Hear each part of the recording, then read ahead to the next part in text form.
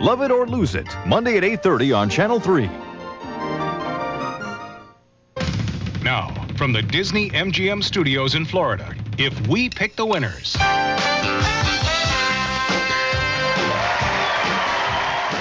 Welcome to Cinemaholics. This is a special bonus episode where we are picking the winners of the 2021 Oscars. I'm John Negroni of Cinemaholics, the podcast.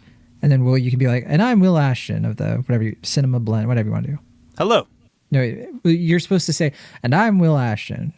Hello. Wow. So you're not going to do it. I'm not indulging you in your shenanigans, John. I want to get to the movies. Wow. Now, this is an ongoing tradition. We started doing this last year where instead of spending a bunch of time trying to, pick apart the Oscars, predict them, it's a fool's game if you ask me. Who cares? Whoever's going to win is going to win. We don't have any control. Neither of us are in the Academy. We don't know what they're going to pick. We have guesses, sure. And we might even indulge the listeners with a prediction here or there, just offhand. Sure. Right? I mean, I would say that it would age the episode like milk, but I think milk would last longer than our opinions on who would win the Oscars, considering that by the time this episode comes out, it'll be mere days before people could figure out who actually won. So who cares who we picked or who we thought would win, I mean. Right. Yeah. We're not an Academy ourselves. We're just a couple of cinemaholics. And so this is, if we had total control over the Oscars, it all just came down to our individual choices. This is what we would pick. This is the fun format for me. This is a format I always really liked. Gene Siskel and Roger Ebert's If We Picked the Winners that they would do. I've watched plenty of those episodes. That was, of course, the music and everything that you were hearing at the beginning of this episode. Fun little tributes. We know our roots. We're not leaving them out. We're not, forgetting. I've been watching a decent bit of Siskel and Ebert of late.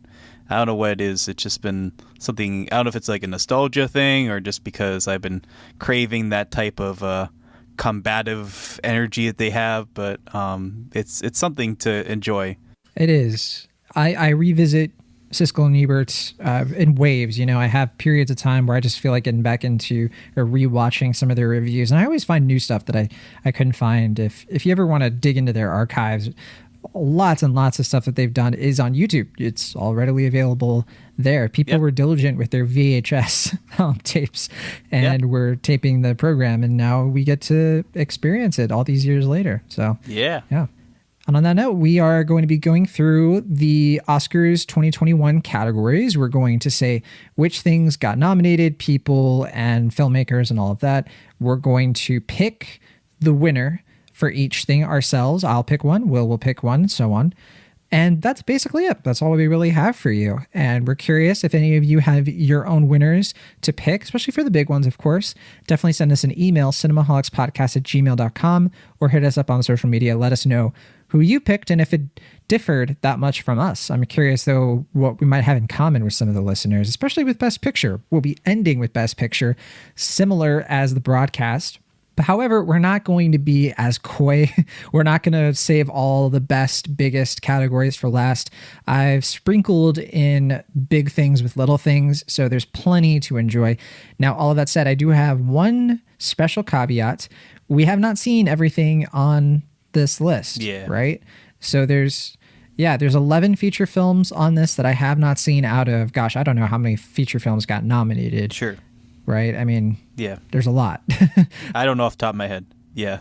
I could have done better this year. I think I did much better last year, actually. See, I'm the opposite. I think I'm doing better this year than I did last year. You made a concerted effort. Sure. I actually didn't even look at the nominations until today. So I have been slacking a little bit. And I think that means your opinion is probably going to be a lot stronger than mine.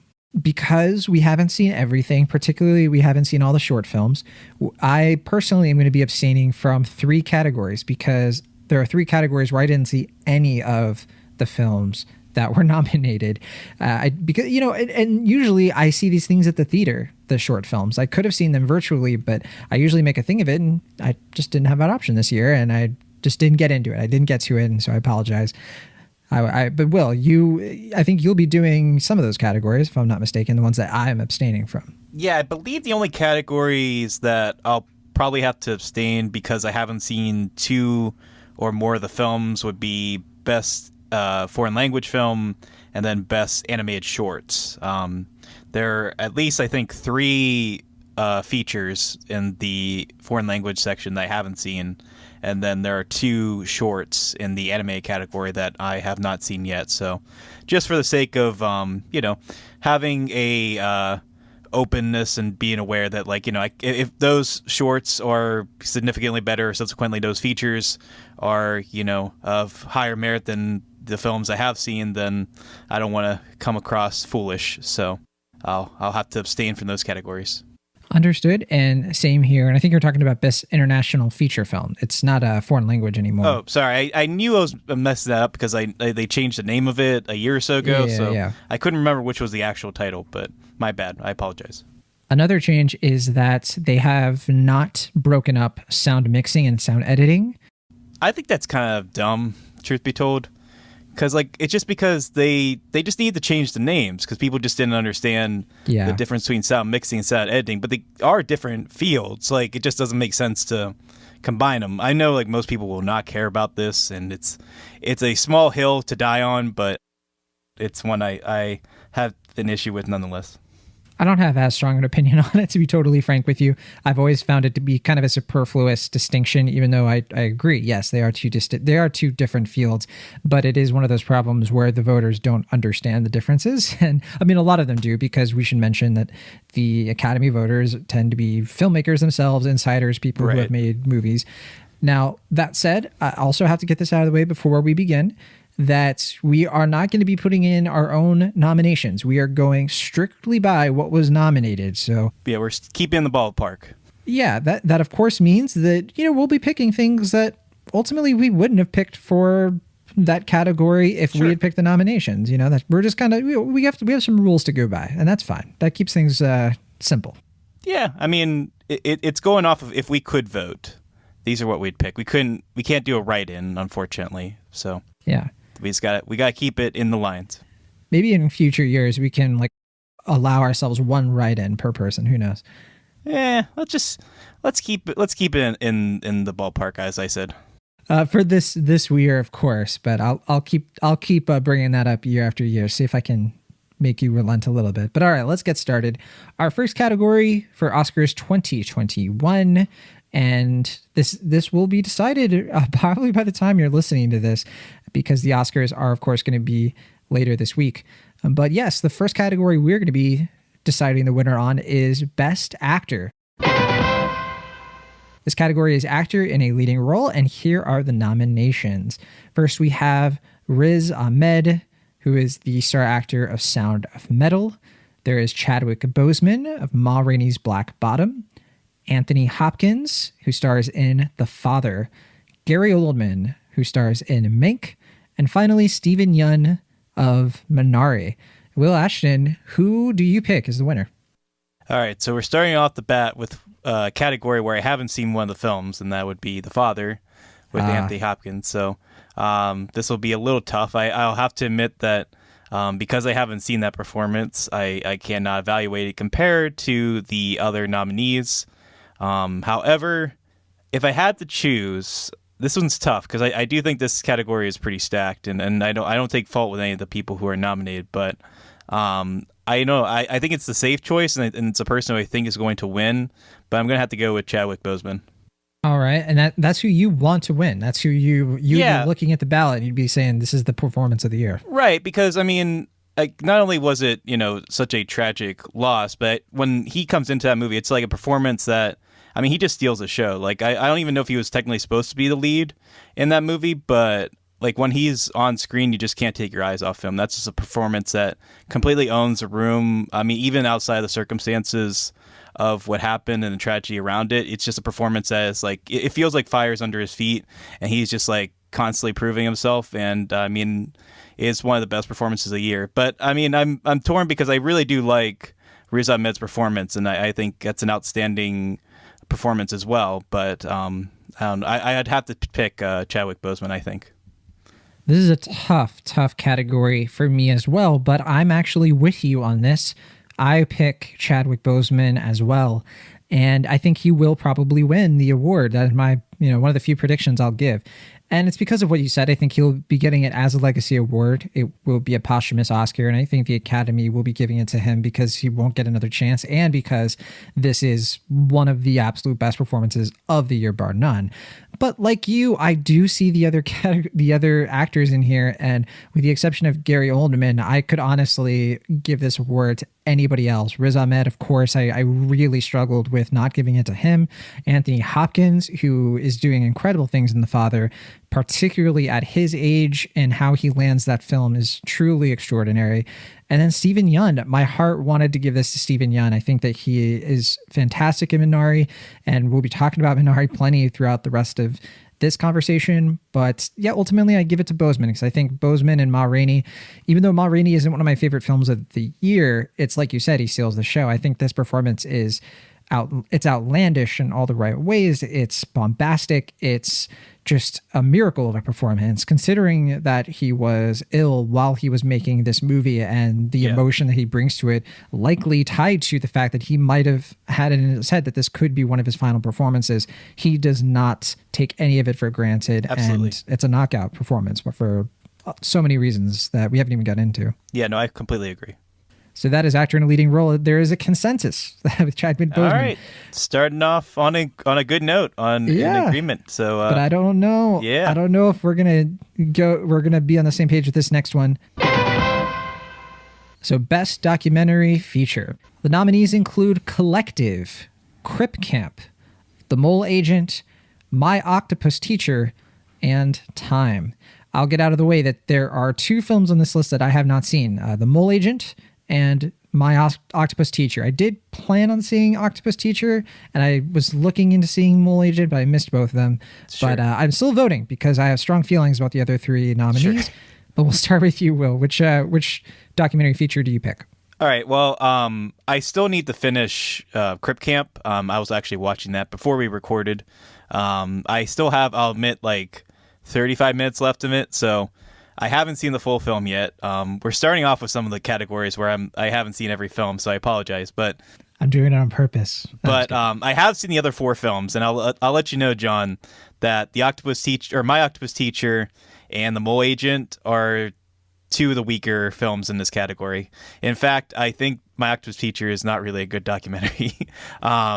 Interesting. I've heard great things about it. Or I shouldn't say great. I've heard good things about it. I think it's going to win. Like, I'm hearing that people really like it, and I can understand that because, it's been such a tough year, and the documentary category can be pretty intensive just because it's about obviously real things, and people are like, I don't really want to kind of deal with the tough subject matter at this, very critical time in our lives. It's like, oh, here's this nice little documentary about an octopus and a guy who befriends an octopus. Ain't that cute? And I love Finding Dory. Yeah, exactly. And it's like, it's not that it's an awful documentary or anything. I just think it's kind of faux hum. It's I can see the appeal. It's a crowd pleaser. It's nice. It's not like something you can get really mad about, but I think compared to some of the films that could have been nominated for it based on like what the shortlist was, and that include like Dick Johnson's Dead, Boy State, MLK, FBI, and at least one other film that I remember reading. And I was like, this is a better film than My Octopus Teacher. But I digress. Those are films that aren't nominated, or they were eligible, but they weren't nominated. So look at the films that were eligible and nominated. I'm going to go with Collective, which, I mean, is just a pretty gripping and unflinching piece of journalistic filmmaking. I think it's really compelling. It's certainly dry in its execution, but I didn't mind that. I found it to be pretty absorbing and ultimately pretty touching and devastating by the end. And I did like Time. I think it's probably the second best of the films that were nominated. I ultimately, I think, favored Collective just because Time, while I liked the film a lot and I found myself connected with the story, I think some of the stylistic choices kind of took me out of it at times. And I can see why it enamored people, but for me, I guess I was ultimately more absorbed with Collective, and that is my pick for the films that are nominated for Best Documentary Feature. All right. I did see Collective and Crip Camp and Time. And I liked Crip Camp. Good movie. Definitely a strong Netflix documentary. Yeah, I thought it was all right from what I've seen. Very solid. I do agree that Dick Johnson is Dead is an egregious miss for this list. And this is the category where I think they really dropped the ball personally, because I mean, I haven't seen Mole Agent or Octopus Teacher, but Boy State absolutely, I think, belongs on this list. I like Boy State more than any of these nominations. And I also liked Painter and the Thief a lot more than these nominations. That was another one that I liked a lot, and that was eligible but not nominated. And there's also one called like Welcome to I forget what the title is fully, but I've heard that one's amazing, and that was also one of the eligible documentaries that wasn't nominated. So 2020 was a terrific year for documentaries. It really was. 76 Days was eligible and not nominated. That was a really good documentary as well. I know you really liked City Hall as well. Yeah, it was. Oh, it yeah. was a spoil of riches. Yeah. I don't think that one was eligible, but I mean, obviously, I would have loved if that was nominated. Hey, maybe next year then. But yes, there were fantastic documentaries to choose from, and this is what we got. And you know what? I am happy with Collective and Time, at least. I think Collective and Time are really strong, and ultimately, I would pick Time.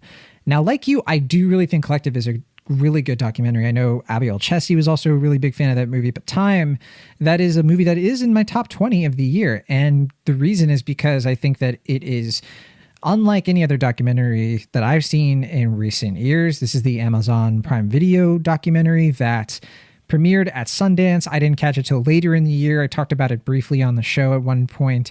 And what I love about this documentary is its creative use of archival footage and this home video format detailing the injustices of this family who, in desperation, they made some mistakes, and then the criminal justice system absolutely made them suffer for it beyond what was, in a way that was cruel and unusual punishment. And I love the message of this movie, the optimism that is wrapped in a reasonable amount of cynicism. It feels like life to me. And this is one of those movies where the title feels absolutely fitting. So it's a documentary that I still think back on, and I still look at as such a strong piece of work, a strong milestone of our time, no pun intended. So for me, certainly Time is what I would pick here easily, even though, again, I really enjoyed Collective and I thought Crip Camp was really solid. I'm glad those movies are out there for people to enjoy, or enjoy might not be the best word, but to dig into and get something really valuable out of. So that is my pick for Best Documentary Feature. Best Production Design. The nominees include The Father, Ma Rainey's Black Bottom, Mink, News of the World, and Tenet. Will Ashton, who do you choose as the winner? Well, like I said, I haven't seen The Father, so I cannot compare. I know that one's pretty much like central to like 2 or 3 locations, I believe, if I'm not mistaken, because it's based on a play. Essentially. Okay. I don't know. I haven't seen the film, but between the ones that are nominated, I do like the production design for Ma Rainey. But I feel like I'm actually kind of surprised that Promising Young Woman wasn't nominated here, truth be told. But of the nominees, I'm surprisingly actually kind of between Mank and Tenet. I imagine that's probably going to be against the general consensus, but I don't know. I certainly am more fond of Mank than most people, and that's fine. I understand that, once again, this is a hill that I'm on alone, and maybe I'm better or worse for it. I don't know, but I thought the production design of that film was quite immaculate, and I really did appreciate how they were able to put that together. And likewise, Tenet, just the sets they had and just the general production of it, I think is pretty incredible. But you know what? My heart is feeling Mank. I might disagree later on, or like when this episode comes out, but for the time being, I'm gonna go with Mank. All right. Hey, look, if Mank was going to win anything this year, production design is one of the only categories where I would actually be totally fine with it winning. I think that it would be pretty deserving because they did recreate that time period pretty well. And it does have a strong sense of place. They did think very deeply about how these sets would pop in black and white. So props to the props department, in that respect. And for me, though, I also was looking at News of the World. I thought that was a very solid Western, and I really loved the way they did the sets there, the way they set up a lot of the staging and everything. But ultimately, I don't think that the sets were as front and center in that movie as they deserve to be for this award. Right. Well, that's what I mean. Like when I think about News of the World, I think about the outdoor locations and stuff like that, Right. not as much about the sets. So for me, I mean, that's not a knock against the sets, just rather like when I think the best of the year, I just don't necessarily think News of the World. Absolutely. And the same kind of goes for Tenet. I think production design is actually a weakness of that movie. I thought the production design was at times incoherent and maybe even intentionally so. And it also wasn't visually unique to me. With the exception of the opening sequence in Tenet, I would say that is the case for most of the rest of the film. And I agree with you about Ma Rainey. I think Ma Rainey has a strong set design, but ultimately I give it to the father. I think that you have to see the film to understand, I think, why this could actually win too. But a lot of it has to do with how the production design serves the story. This is a movie that's all about Alzheimer's and dementia. And they do subtle things with the set that you might not even notice, but you might subconsciously notice, that distort the storytelling in this film and get its message across. It is such a creative and innovative way to sell the theme of a movie. And so even though it's not the flashiest production design, it's not the most eye-catching and water cooler-esque sort of thing, but I do think that it is the most unusual and the most thoughtful. So I would say The Father by a pretty decent margin. I think that it is extremely strong. And well, I don't know. I don't know if you'll agree once you see the movie for yourself. Yeah, I mean, honestly, once I see the film, I may full well be in agreement with you. Unfortunately, I haven't seen the film, so I can't really judge its production value quality. I apologize that these early ones have some films where I have some lapses, but hopefully later on I'll have a more well-rounded judgment of these films. Best Actor in a Supporting Role. The nominees include Sacha Baron Cohen for The Trial of the Chicago 7, Daniel Kaluuya, Judas and the Black Messiah, Leslie Odom Jr. in One Night in Miami, Paul Raci of Sound of Metal, and finally, Lakeith Stanfield in Judas and the Black Messiah. For Best Supporting Actor, Will Ashton, who do you pick as the winner? Yeah, I'm between two once again. I'm between Daniel Kaluuya in Judas and the Black Messiah and Paul Raci in Sound of Metal. Of the two, let's see. Well, for one, I find it kind of weird. I mean, this has been discussed before elsewhere, but I find it weird that they're both lead actors in Judas and the Black Messiah are in the supporting category. It just seems kind of odd. I guess because they knew that the Best Actor category was stacked, but no matter. I really did appreciate how Daniel Kaluuya was able to become Fred Hampton, capture his charisma, capture his prowess as a speaker, also capturing his personal side, his his more sensitive, intuitive side, I guess, as a person. But I also really appreciate how Paul Raci was able to just make this fully well-rounded character in only a few select scenes. Like, it's a kind of clip performance in terms of only seeing him for maybe I want to say 3 or 4 scenes if I recall correctly, but he communicates so much to life, and he has so much gravity in each individual line that he gives that I think that's really a credit to him as an actor, and I certainly think he's well deserving of a nomination here. If I had to choose, I could see myself going back and forth on this and maybe having a different opinion later in the week, but for the moment, I think I'm going to actually go with Daniel Kaluuya. Just because I was really taken by his performance, and I don't think Judas and Black Messiah is going to get much at this award ceremony, which I think is unfortunate because I really did like that film. So I'm going to go with Daniel Kaluuya. Similar to you, I am disappointed in anticipation of how many awards Judas and the Black Messiah will not win, because I have a feeling that will be the case. But I do have to disagree. I would not go with Daniel Kaluuya. I would go with Paul Raci for Sound of Metal, and I feel pretty confident in it. In fact, for me, it's actually between him and Leslie Odom Jr. for One Night in Miami. And the reason is because I do not think what Kaluuya or Stanfield are doing is a supporting role. I think both of them are the leads in that film. It's a two-hander. And yeah, I mean, I think that it's a mistake to put them in this role. I mean, it's not a mistake if they want them to win the award, although I don't think that they intended for both actors to make it. I think that they wanted one or the other to be up for supporting role. They weren't sure who the Academy would go for. And then so we have a situation similar to The Favorite from a few years ago when they had 3 actors in that in one category. No, 2, because Olivia Colman was Best Actor. Yeah. Yes, you're right, and she won. Yeah, and they had the hierarchy, right? Because Yes. It's not really like she's the lead, but because she's a queen, she was the lead. That's why they put her in Best Actress. I believe that was the thinking, which is kind of cute, but also kind of inconvenient when you're thinking. Anyway, that's a whole other tangent. It's a whole other thing, and the whole point of that too was that Olivia Colman had not won anything before, whereas Emma Stone had, and we don't have to get into it. But for actor in a supporting role, I look at Stanfield and Kaluuya, and I agree. Kaluuya is delivering an incredible performance. If he was up for Best Actor, I honestly would have a harder time with that category. I probably would have struggled between him and Boseman, in fact. However, I just don't think it is a supporting role. So by default, I think that what Paul Raci is doing is a quintessential supporting role, and I just think he really should be recognized for it.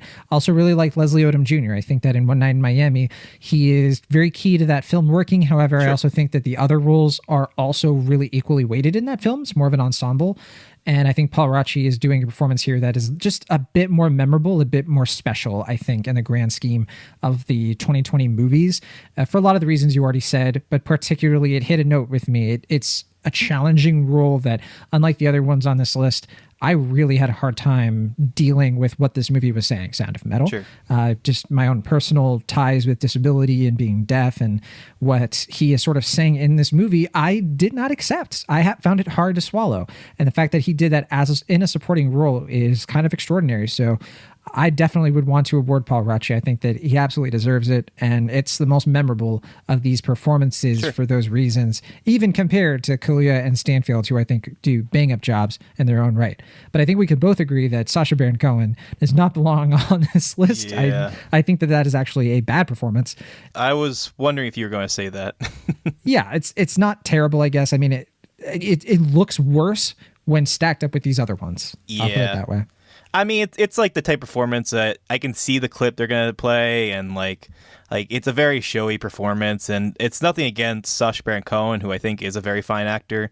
I'm honestly kind of surprised that he wasn't nominated for Borat 2. Not that I think he deserves it or anything. I just think that he was pretty close to being nominated because he won like the Golden Globe and a few other awards. But I don't know. I just don't see that performance being one of the best of the year. Like, at best, I think it's fine. I think he's kind of miscast in it, but I mean, I guess because he's a charismatic performer that they picked it, but whatever. Is he favored to win this? I don't even know at this point. I think it's anybody's game, but I do think that he is pretty likely. That is my guess, but we'll see. I hope Paul Raci does an upset here. I mean, yeah, if he does upset, I think that would make me the happiest, even though I picked Daniel Kaluuya. Like, I think that would be, such a triumphant win that I would be very happy if he does get the award. But at the same time, I really did appreciate what Daniel Kaluuya was able to do in his performance. Best documentary short subjects. So for best short film, or best short documentary, I should say, I'm abstaining because I have not seen any of these. Sure. Will, but do you have a choice for this documentary short subject? I do, yeah. I don't think this one was pretty hard because the category was... I don't think there are any bad short films in here, but I think there was only one that really packed a punch and left me feeling like I saw like a really, really good short film, and that is Do Not Split, which is following the protesters in Hong Kong and their battle for democracy in a fairly police-driven state. It's a really impactful, just another documentary that just feels like a ground-level journalistic effort, just following these people and their struggle and how the government continues to not really respect their beliefs and their political values. And I was not surprised, but also surprised to learn that one of the editors of the film happened to be Bill Ross IV, who was one of the directors of my favorite film last year, which is Bloody Nose, Empty Pocket. And I was just like, maybe it's, I don't want to assume that it was just him that led it, but it was just one of those confirmations where I was just like, yeah, this is just a really well-made short-form documentary that I think gets its point across really well. It doesn't feel like it's holding back on anything, and I was really taken by it. But I think all these are at least fine. Like, I think maybe the weakest would be A Concerto as a Conversation. It's a very personal and sweet documentary, but I don't know if it's super substantive, and it's oddly edited as well.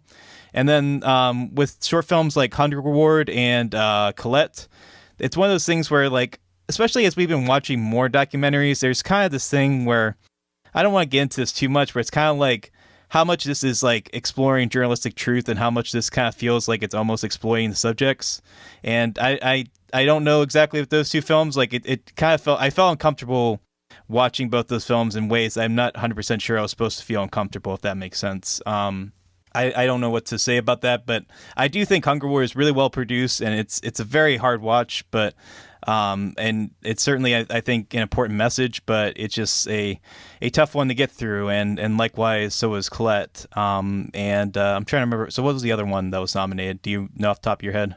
There is also a love song for Latasha. Oh, love song. Oh, that one's really good too. I actually did like that. That's probably my second favorite of the nominees. That's on Netflix, and I really did like that. I still would go with Do Not Split, but I think that one is definitely worth watching if you have a chance to check that out on Netflix.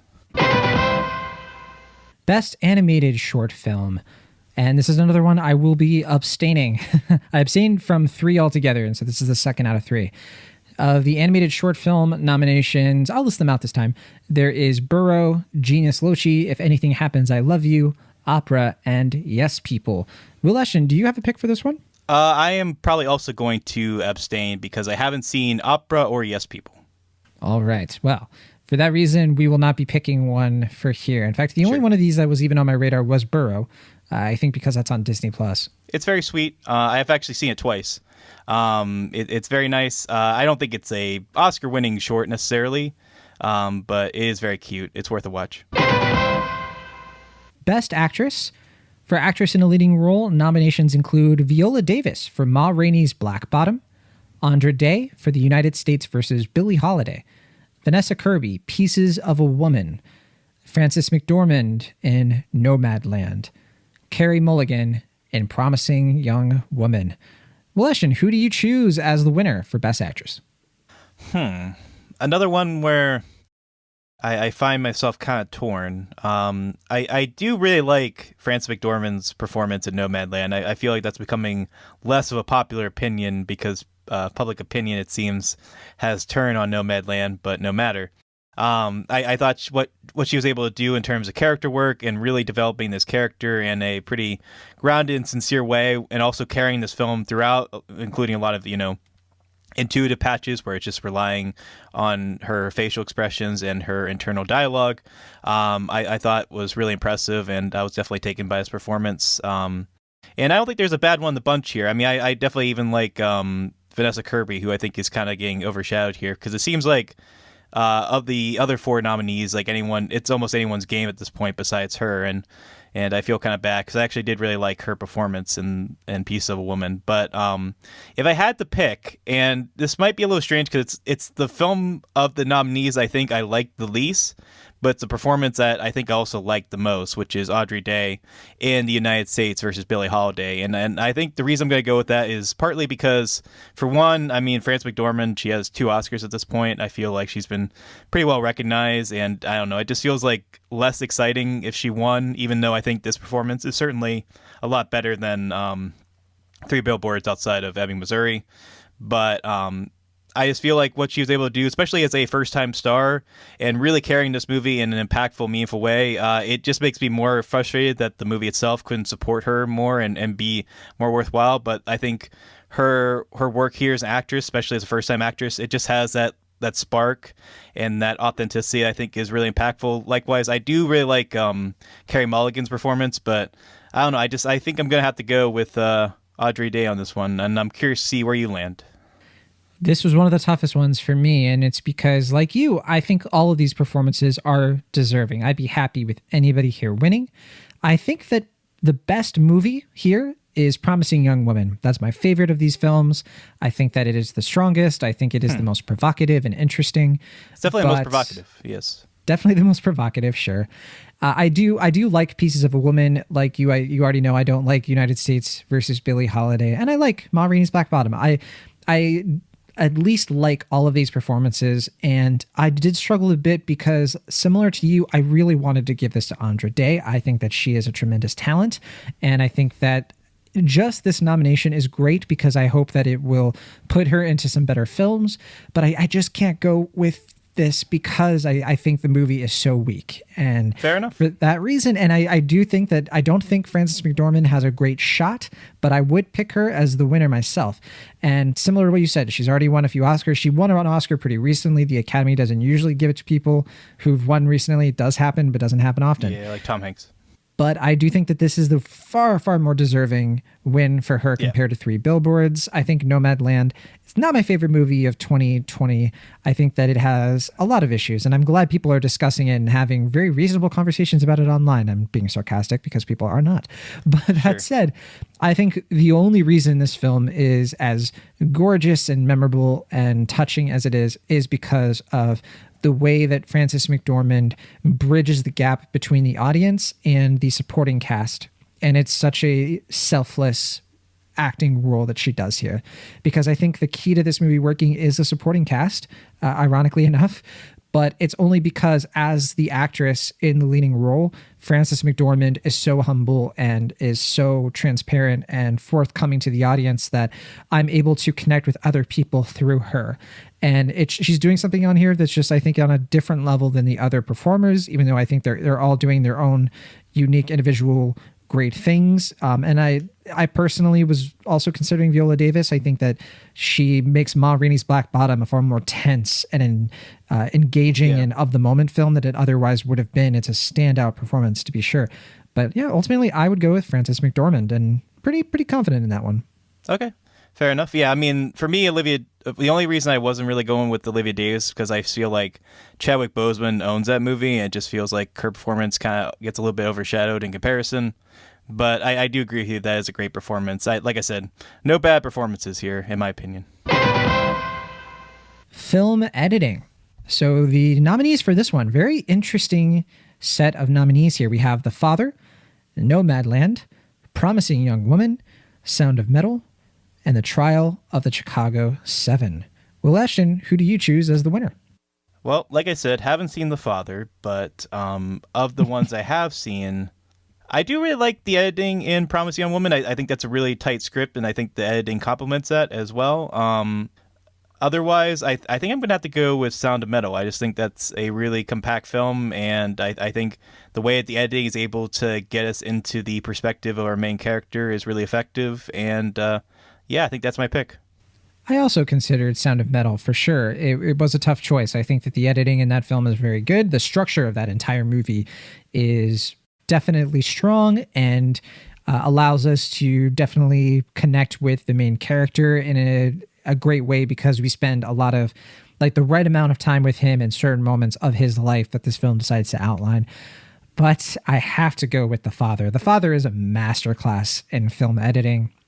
It's not even close. I think what The Father is able to do, and it's very similar to what I was talking about earlier with the production design, it uses editing to not just tell the story, but to land the point of the story. And there's just no other film that is really operating on this level, in my opinion. I think that the editing in The Father, it's all there to move you through a disorienting experience. And in the wrong hands, I think this film would have been painful. It would have been, and it is painful to an extent, to be clear, but it would have been painful in a way that would have been too off-putting for people to even get through.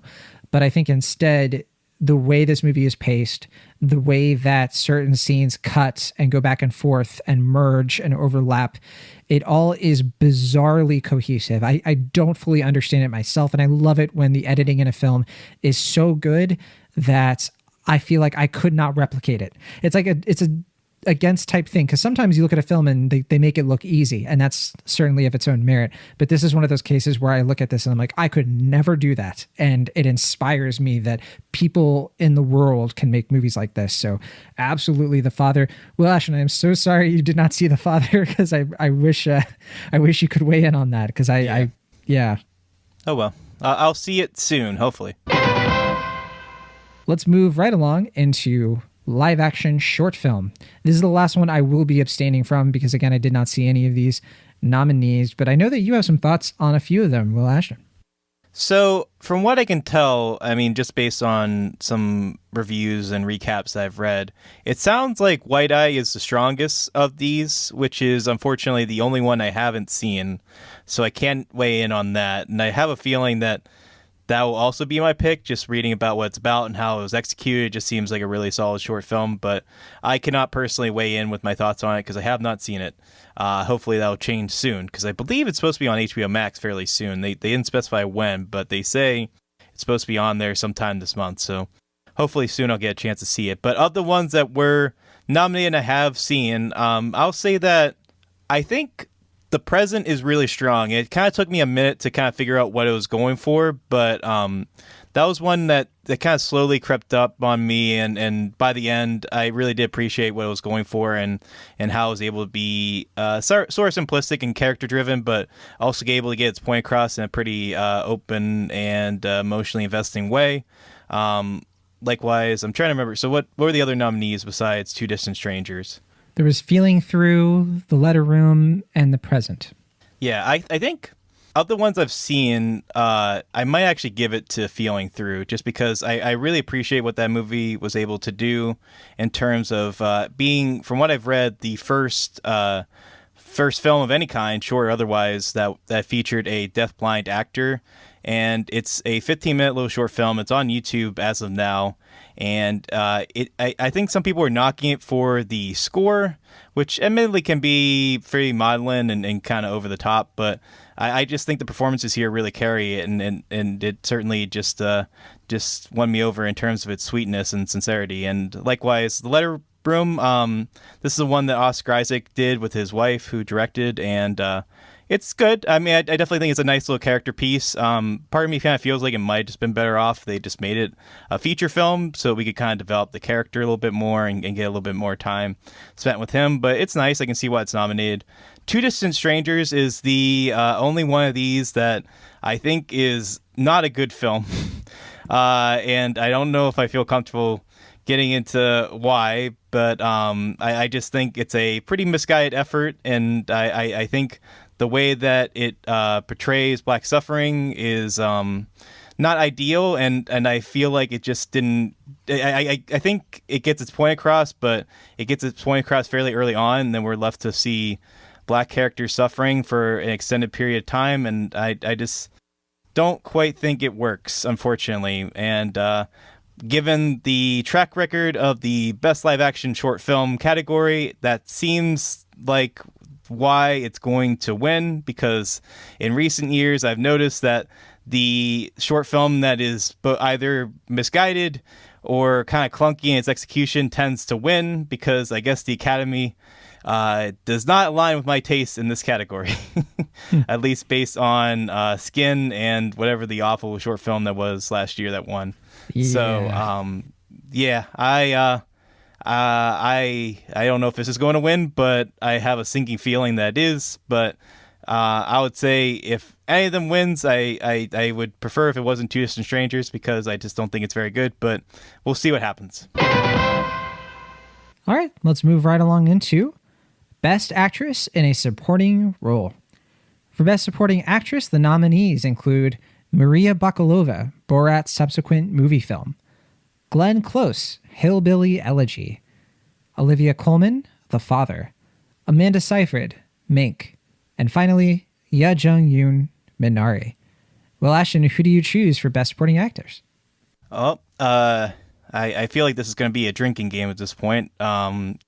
Caveat, I haven't seen The Father. Drink. But keeping that in mind, I think I'm going to have to go with Minari. I apologize. I don't remember the actress's name. Ya Jung-yoon. Ya Jung-yoon.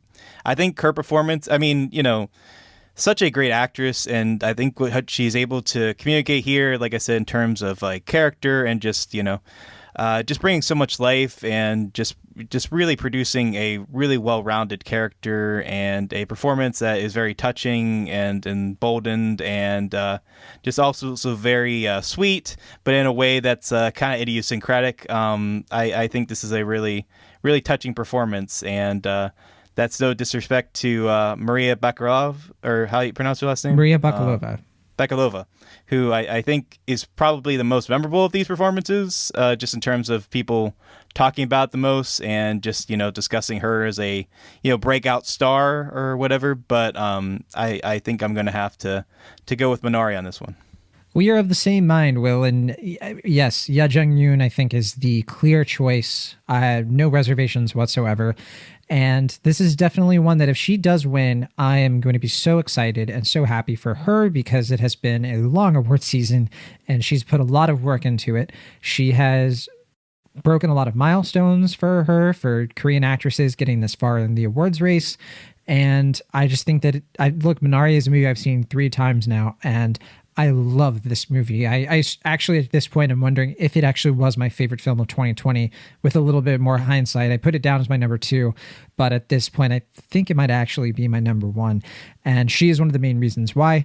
And yeah, no disrespect to most of the other performances here. I mean, for me, it's between her, Maria Bakalova, and Olivia Colman. I did not see Hillbilly Elegy. I have no plans to see it.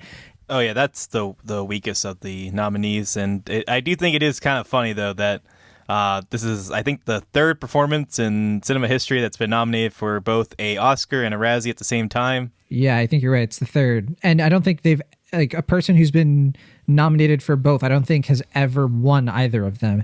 And so yeah, some people are saying this could be the first year that happens. We'll see, but it's possible. It would be so funny possible. if it did. I don't really want Glenn Close to win, but if she does win, it's going to be so funny. At least to me. I mean, I would be so upset. Yeah, I mean, justifiably so. I mean, I wouldn't be happy about it, but just for the sheer absurdness of it, because, like, well, for one, like, the fact that she wins for this performance, which honestly is probably one of the better things about the film, which I think speaks less about her performance and more about how the film itself is just not very good. But also, I just think that, like, you know, Glenn Close has been, you know, basically vying for an Oscar for most, if not all, of her career.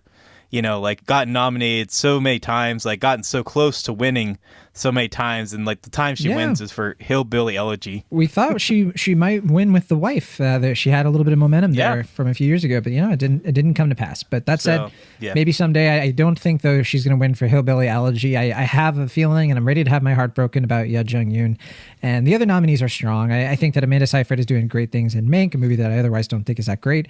I think Olivia Colman is very, very good in The Father, and I think Maria Bakalova is wonderful in Borat's subsequent movie film. But for me, Ye Jung-yoon is the heart of supporting actresses in 2020. I think she's absolutely the clear choice. Such a lovely performance, and for sure. It would be so wonderful. I mean, speaking of actresses who have gotten so close to, you know, the recognition that they deserve, I think for her, she's been working for 60 years now, and such a wonderful person. I really hope she wins, and I am super biased because I did get to interview her, and that was a really cool experience. But even when I first saw this movie, I was thinking to myself, if she could win the Oscar, how amazing would that be? And it's just so wonderful. You know, it's been like a year and 5 months since I first saw Minari, and we're still talking about this movie. It's awesome. It's a well, I mean, I didn't interview her, and I can say pretty confidently that I think she's the best performance of the bunch. Bias removed. No bias for me. There we go. Yeah. Best International Feature Film. This used to be referred to as Best Foreign Language Film, but of course, times are changing. It's not just about the language being different. It is the international feature film. So this is a more inclusive category, we should explain, for films outside of the mainstream U.S. system. And there are a lot of films here that I did not see. In fact, I am going to pick a film here, even though I only saw one of them, and I'm picking that film. And I think that's defying a little bit of your rules, Will. But the nominees include Another Round, Better Days, Collective, The Man Who Sold His Skin, and Cuevadis Aida. And I was going to abstain because I haven't seen any of these films except for Collective. If Collective was not such a fantastic film, and a film that I definitely regard as one of the best of 2020, it's in my top 25, then I would abstain. But it is so good that I am more than willing to go to bat for it. I do know people are big fans of Another Round, and I could actually see that winning here, considering it's a narrative film, and also the director is up for Best Director, so it could happen. Yeah, I mean, that's a weird thing, right? Because it seems like it's between Another Round and Collective, because, like, on the one hand, like you said, up for Best Director in this field, but at the same time, Collective is also up for Best Documentary, so kind of a contentious category. It is. And Another Round is getting a huge marketing campaign. They're really juicing this the Oscar buzz around that movie, so I could see it winning. However, Collective is the buzzier probably movie. It's been probably, well, I shouldn't say that. It's not the buzzier one, pun or otherwise, but I'd say documentaries, I think it does have a lot of punch and people are looking at it. But all that to say, I would pick Collective because I think it's a terrific film. And I've heard Another Round is really good. I hope to get to it soon. I definitely have it on my list. Yeah, it's a good film. I don't know if I'd nominate for best international film, but I can definitely see the appeal. I know it's been on a lot of people's top 10 lists, and I do agree with you. I think it's almost certainly a contender for the win. I wouldn't be surprised if it did win. I'm going to abstain from this category because I've only seen that film and Collective. I've already championed Collective, and I don't want to speak ill of any of the other films that I haven't seen. Sure. Because I have heard that Keo Vadas Adas I'm probably mispronouncing that. I've heard great things about that movie. I've heard that's fantastic, and I've also heard that The Man of Soul Skin is very good. So I want to see those films for myself. I haven't heard great things about Better Days, truth be told, but I'll still check it out if I can. But yeah, I just the category, I haven't seen most of the films, so I'm going to abstain. Best sound. So we talked about this earlier, that this used to be sound mixing and sound editing, and they've just sort of combined the categories here. The nominees include Greyhound. Surprised to see that, actually, myself. When I first saw that, I was like, wait, Greyhound? Oh, great. Oh, there you go. We also have Mank, News of the World, Soul, and Sound of Metal. Will Ashton, which film do you pick for best sound? I'll have to have another caveat. I haven't seen Greyhound, or at least I started it. I haven't had a chance to finish it, so I can't speak of that film. I don't really think that has a high chance of winning, though. So I don't think that's why I need to super prioritize. But I think the choice here is pretty obvious. I think it's Sound of Metal, and I think the reasons are clear. Not only because of the title of the film, but because I think the sound mixing and the sound editing are very much key to getting us into the worldview of our main character, helping us understand his disability, and also helping us to understand and ultimately sympathize with his plight throughout the film. So I think this is a pretty easy win for Sound of Metal. Agreed. This is another one where we're both on the same page. Definitely Sound of Metal. And I'll say real quick about the other ones. Yes, Greyhound is a great film in terms of its sound design. And I like the film quite a bit in other terms. This was the Apple TV Plus movie. I talked about it briefly earlier last year. Good movie, good Tom Hanks movie. And kind of interesting that we have two Tom Hanks movies in the categories here. But yeah, Greyhound is really interesting in the way that the sound design of these ships that are doing naval battle is very, very electric, or I guess not electric literally, right? But there's a lot of energy to it. The movie is sort of about the analog nature of trying to commit warfare with these ships, and the sound is a big part of selling that entire escapist feel, that entire historical aspect of the atmosphere of this movie. So Greyhound is actually a really strong choice. In fact, I would actually probably go with it if not for Sound of Metal. Soul, I'm a little torn on this one. I think that the sound is really strong in Soul. But it's more about the music. I don't think the editing of the sound or anything with the mixing was all that unique or impressive. Certainly strong, but not more so than solid, I think, in my opinion. Same with News of the World and Mank. There was nothing about the sound in any of those films that I thought was especially out of the box or worthy of awards recognition. I'm kind of surprised to see them in this category because there were a lot of other things I thought would have fit a little bit better here. I will say, though, very, very glad Tenet did not get put into this category for superficial reasons, considering the sound mixing in that film is atrocious, but the Academy tends to just go with films like that because they are blockbustery kind of films. Your bias against Tenet aside, I'll say that I think the confusion of the category here comes down to combining two different fields into one, which Probably. Again, I don't want to harp on this point too much, but I just think, it was not a good call to combine the two together because I don't know. I mean, because then whatever. It just becomes like score and music, and it's like if you condense it down to sound, which this is not what this category is about. I mean, honestly, is it more confusing now that it's sound? I feel like because kind of actually sound mixing and sound editing. I know that's not super clear, but what defines best sound? Like sound you said, design. Is that like the music? Is that like this? I would add another word to it that sort of encompasses mixing and editing, but it's like you said, they are so separate as principles. I don't know. I don't know how to fix that problem. Why not sound production then? Why not make it a little bit clear? I don't know. It just... Yeah, that would actually make some sense. Yeah, sound production, sound design, something that's a little bit more of the construction of the sound. And there are a lot of different people that are a part of that. You could give the award to multiple people. Yeah. Regardless, this is not a Oscars wish list as much as you and I would like it to be. Yeah, this is the only place where I can vocalize these petty grievances. So sure, that's my time to do so.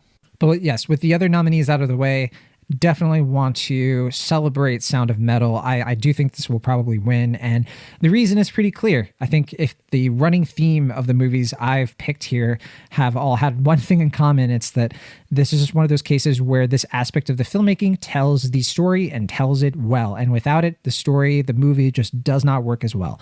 And Sound of Metal is doing innovative, creative things here with its lack of sound and with the way it masks sound and shuffles it and muffles it. And there's just no other movie I think I've personally seen that conveys the deaf experience as I've experienced it. I know our listeners are well aware of this. I've brought it up plenty of times, particularly when we talked about Sound of Metal, but without hearing aids, that is what my world sounds like, what he is going through. And they get so freaking close to it. It's actually kind of amazing. And I definitely had a harrowing experience with this movie. There was legitimate trauma that I kind of went through watching it, but the cathartic kind. So yeah, Sound of Metal doesn't just win this category. I think like over most of the films nominated for this category in the last decade, I probably would give it to Sound of Metal. It's truly a piece of work. It's not even close, I think. Yeah. And it's a shame. It's a shame that more films don't really go this far with that kind of attention to the detail of sound and the way this one does. A lot do, like to a certain extent, but this one is doing things that other films don't even come close, for sure. Best Animated Feature Film. This has been a category of a lot of discussion, particularly today as we record this. We're recording this earlier in the week. You'll be hearing it later. But as we discuss it, there has been a lot of contention over what should win Best Animated Feature Film. I'll go over the nominees. So we have Onward, Over the Moon, A Shaun the Sheep movie, Farmageddon, Soul, and Wolfwalkers. Set the stage a little bit before you take it away, Will Ashton. There's 2 Pixar movies here. No Disney animation, because there were no Disney animation films, but those are the 2 like big budget, movies, to be clear. I guess Raya was a month short, I guess, for the eligibility. Yes, that came out in March of this year, so it did not hit the qualifications, and I'm sure Disney doesn't mind. And although they'll have Raya and Luca and all that stuff competing next year, but regardless. Sure. Over the Moon was a Netflix movie, and Shaun the Sheep, and always great to see another stop motion kind of thing hitting the waves. Although I guess it's mostly CG at this point.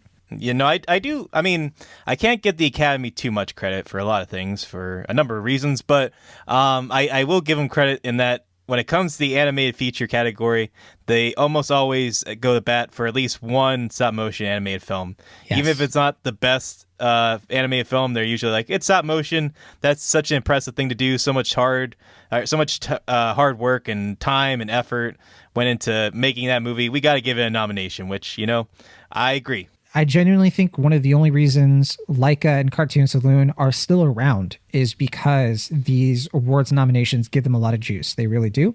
And so that's definitely not something we're all the better for it. Yeah. And I like all of these movies to some extent. I don't like Over the Moon very much, but yeah, that's why I don't like. And I haven't seen Shaun the Sheep. But yes, Onward, Soul, Wolfwalkers are all really great movies in my opinion. Now, that said, the big discussion here is that people think Soul is going to win. They're pretty confident Soul is going to win, but people feel like Wolfwalkers is more deserving. It's the hand-drawn film. It's the Apple TV Plus film.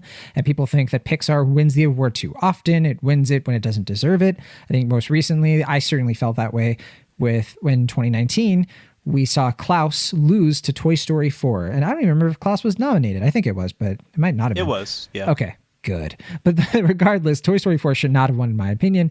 And I certainly relate, but we'll go with you, Will Ashton, for now. Who do you pick as the winner for Best Animated? I definitely can see and sympathize with what people like so much about Wolfwalkers. I do like the film. I think it's certainly a very charming, very gorgeous animated film. And, we very rarely see 2D anime films in this vein. And it's very easy and understandable and respectable to want to champion this film. However, I just think the story itself is a little plain. Like, I think there's a lot of invention in terms of, the different world aesthetics of it, building this world and stuff like that, and having kind of an interesting dynamic with the wolves and the humans. But I just don't think the lead characters are super investing or super fleshed out or especially thoughtful in their execution. I think thematically it's also a kind of familiar film in many respects. Admittedly, it is harkening back, I think, to a sort of like 70s, 80s, 90s brand of Disney animation, which is, I think, another reason why people are very loving of this film. But even though it is a popular kid in school, and certainly from the company that has won this award more than I think any other company in the world, I think Soul is just the better film here. And I can respect that people don't love it as much as Wolfwalkers, but in my opinion, this is the better, more inventive, more thematically compelling film, and ultimately the one that I really liked a decent bit more than Wolfwalkers. And I will say I also really liked Shaun the Sheep. I don't think it's necessarily like an Oscar-worthy movie. I mean, I think it's very cute, very sweet, and also very funny, but I think the choice is pretty clear for me. It goes to Soul. It goes to Soul for me as well. That is who I would pick. And to be clear, I would be totally fine with Wolfwalkers winning.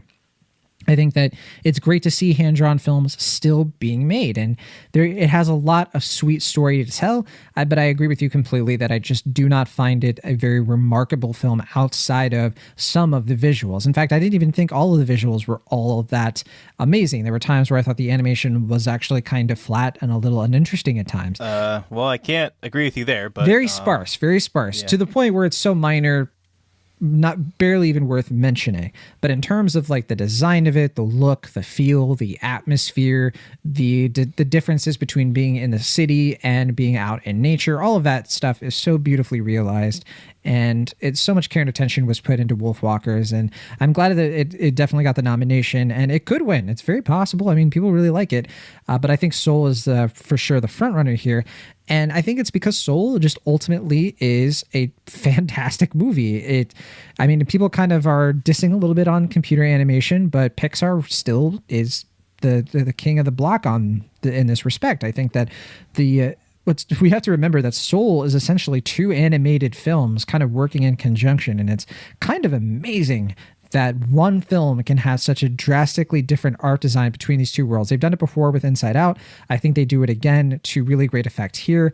And even though Soul does make some missteps, I think, in parts of the second act, particularly with some like body switching and some weird story turns that I don't think fully connect, especially with a lot of people watching. I think this movie's love letter to jazz music and the fact that it's about a middle-aged black man in New York City when we just never get to see stories about people who are just a little bit older. You know, I love that it's trying to do things. It's trying to tell stories about people, whereas Wolfwalkers, and I hate pitting these movies against each other. I don't like it. You know, watch both of them. Season, but that's award season for you. Yeah, one being good or one being like, they don't take away from each other. I think they should both be enjoyed to the fullest extent that you can enjoy them. Yeah. But for the purposes of this conversation, I think Soul is just a stronger film. I think that it has more to say in it. I think it has a very brilliant art design and direction, and it's a gorgeous film, and the music is immaculate. That is one thing that I do like. The music in Wolfwalkers, I really like the music in Onward, but the music in Soul is just masterclass stuff. I think it's absolutely fantastic. So I'm a big fan of Soul. It's one of my favorite movies of the year too. You know, I definitely go to bat for it. So definitely my pick for best animated. Yeah, I mean, I would be, I guess, more sympathetic of the anti-Pixar campaign if it was between Wolfwalkers and Onward, which I don't think Onward's a bad film. I know you like it a lot, and that's fine. I think it's ultimately, a decent film, a little subpar, I think, by Pixar standards, but I think going against Soul, it's hard to compare. I just think Soul is a better film here. It's bad luck for Wolfwalkers. It probably could have beaten Toy Story 4. Yeah. You think, though, like, because there was a time where we didn't really know if Soul was going to come out this year, and I'm sure, like, Wolfwalkers, like, the team was just like, oh, we got this in the bag. Like, this is our year. No Pixar, like, Onward's not going to defeat us. We got this. And then Soul came along on Christmas Day, and that was that, I guess. Yeah, basically. It was like the last possible day. Best makeup and hairstyling. Always an interesting category. I don't think we'll have to spend too much on this one. Pretty cut and dry for me. But the nominees include Emma, Hillbilly Elegy, Ma Rainey's Black Bottom, Mink, and Pinocchio. I have not seen Hillbilly Elegy or Pinocchio, but I think you've seen all of these films, correct? Yes, this is a category I've seen every film.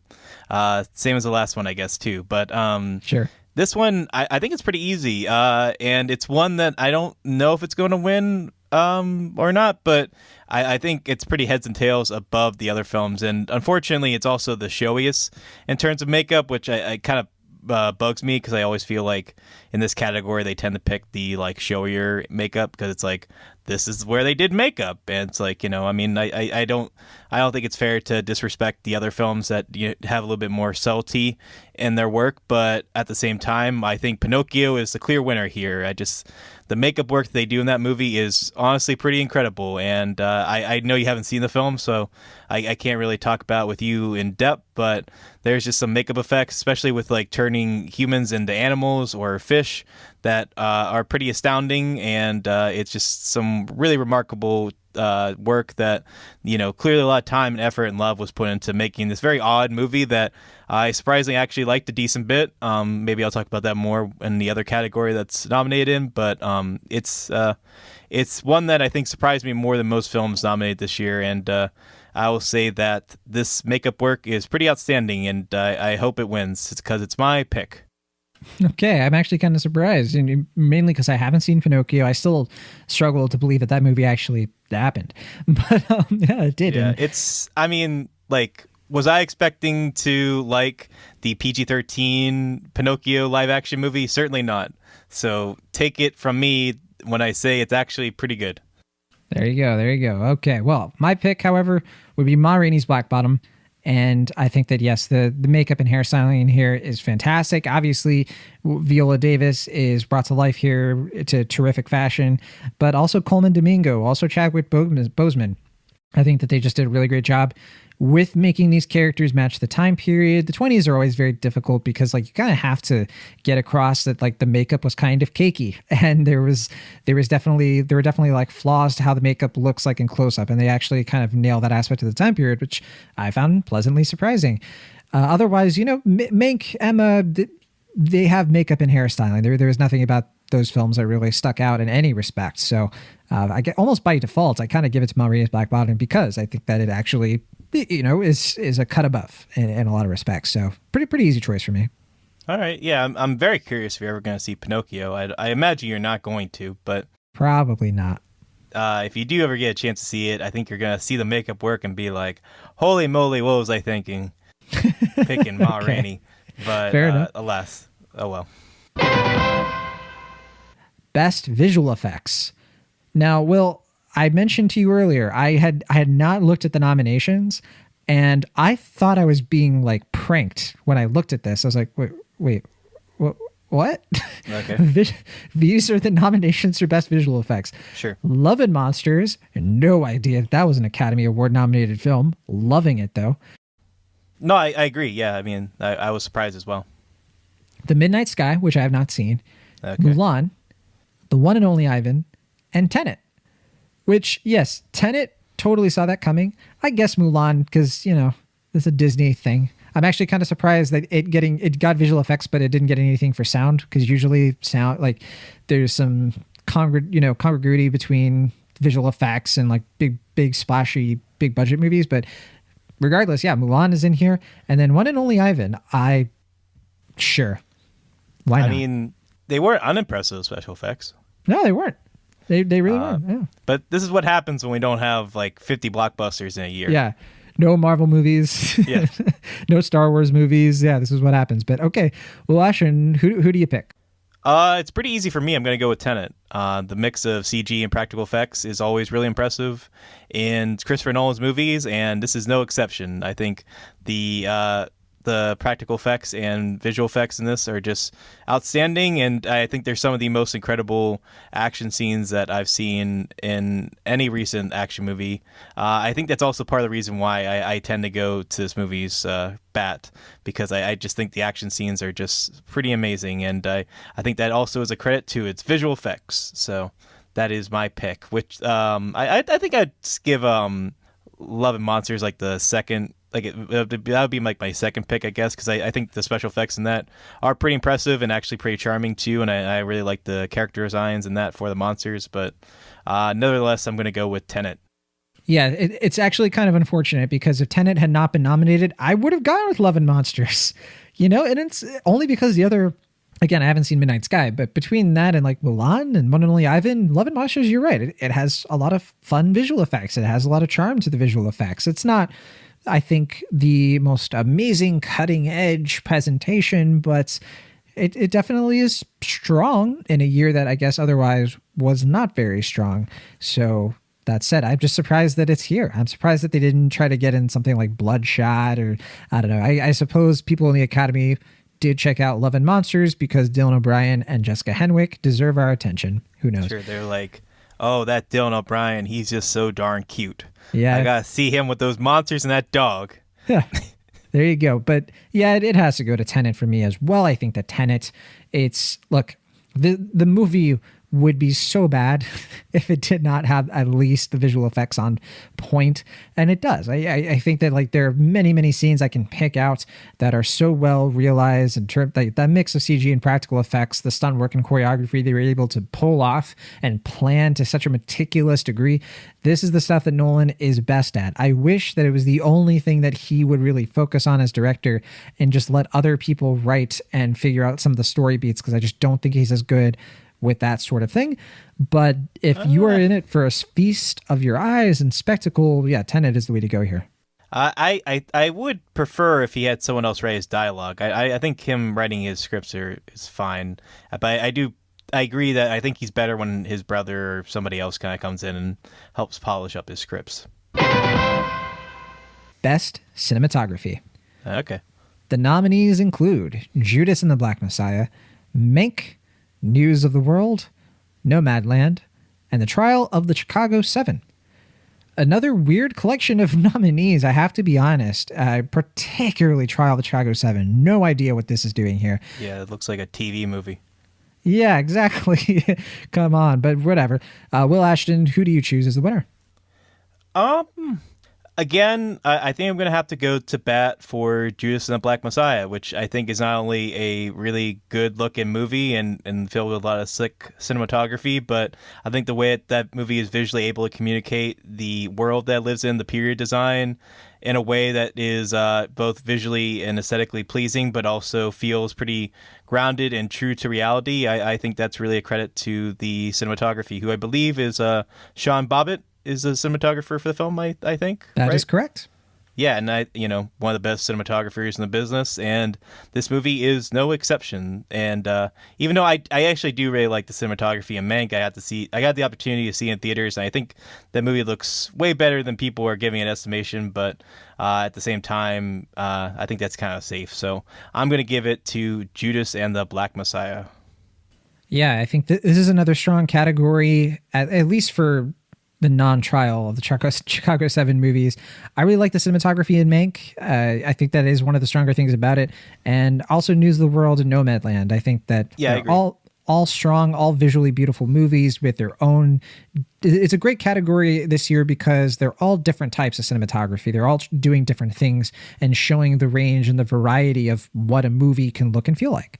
Yeah, and I also I chuckled to myself thinking about the cinematography and News of the World, because I like to imagine that Paul Greengrass saw a tripod. He was like, "Wait, what's that thing?" It's like, "Oh, it's a tripod. You can set the camera there," and it's like, "Golly, I didn't know we could do this." And then he has these nice, these clean shots of his that for the first time he can do, and I do chuckle. I don't think it's enough to make it Oscar worthy, but it is a fun change of pace, I'd say. More power to him. But no, I have to give it as well to Judas and the Black Messiah. Yeah, we agreed 2 movies in a row here. But yeah, I think the cinematography in that film, I think a lot of the attention is going to be going to 2, maybe 3 scenes in particular. The 2 I'm thinking of are the shootout at the Black Panther headquarters and, of course, the climactic scene toward the end of the film. Just absolutely unbelievably tense scenes, and a lot of it is because of the cinematography, and which of course in this case mixes with the production design. I was a little bummed that Judas didn't actually get nominated for production design, because it did really well there as well.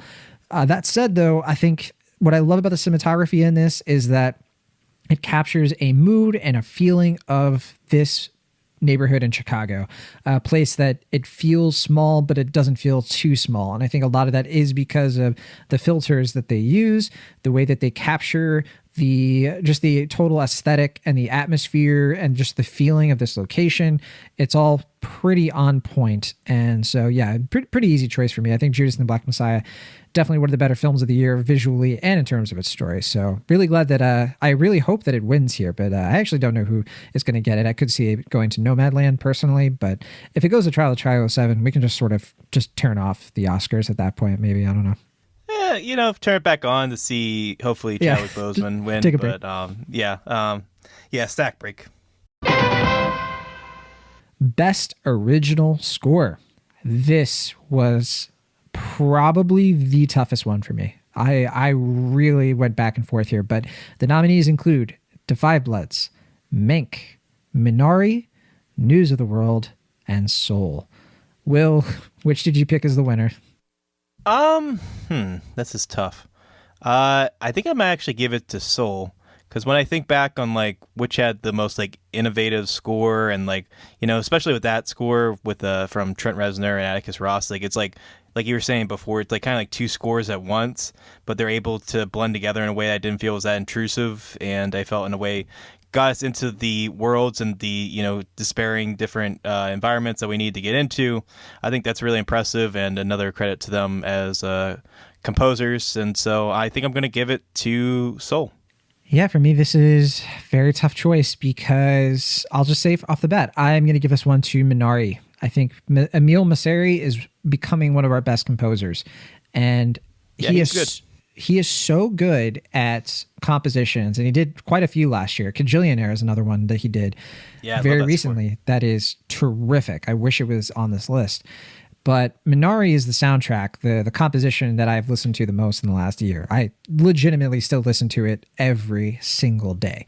It's fantastic. And I think because it's so moody, it's dreamlike, it is evocative of the movie, but it has its own catchy flair to it. It's like a mix of catchy and somber that is just, it's so well done. And again, this is tough because I would like to give it to Da 5 Bloods, because I like the score in Da 5 Bloods. It's a very good score. And it would win something. The film should win at least one thing. And I've been waiting to talk about this, but Delroy Lindo should be up for Best Actor or Best Supporting Actor. If he was up for Best Supporting Actor, I would probably go with him over Paul Raci. It is absolutely unbelievable. I usually don't get this mad about snubs because you know what? Whatever. Stuff happens. But Delroy Lindo getting looked over here is particularly egregious in my opinion. I'm just so upset. I think, for Da 5 Bloods, I think original score is fine, but I think this movie should be up for other categories. It should be over there with the original screenplay, Best Picture, Best Director, and Best Supporting Actor, maybe Best Actor. But original score, okay. Unfortunately, I got to be honest here. It's not I don't think it's the best original score of the year, even though it was my number one film of 2020. I would give it to my number two film, Minari. And similar to you, I definitely considered Soul. Soul is a terrific score as well. I've listened to it quite a bit, and it's like you said, it's a mix of very two distinct styles, and it's kind of amazing that I'm not picking Soul because I love jazz. I listen to jazz all the time. Listeners, you listen to Cinemaholics. We put jazz in the beginning of like every episode these days. It's just kind of the music that I like the most.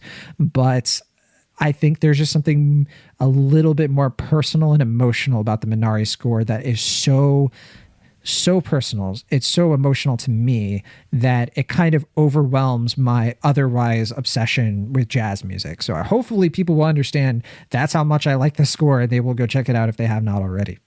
Fair enough, and that's totally valid. I mean, Trent Reznor and Atticus Ross, they have an Oscar already. So if they spread the love and give it to Minari, that's totally good with me.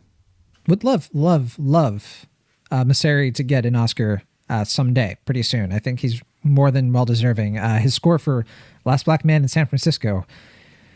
Oh yeah. My God, one of my all-time greatest, most treasured film-going memories was when. I'll tell this story. Here we go. So I've never met Emile Mosseri, but I kind of watched a movie with him once. I was at the Last Black Man in San Francisco premiere in San Francisco, and I was in the front row, and I sat next to Emile Mosseri the entire time, and I didn't know it was him.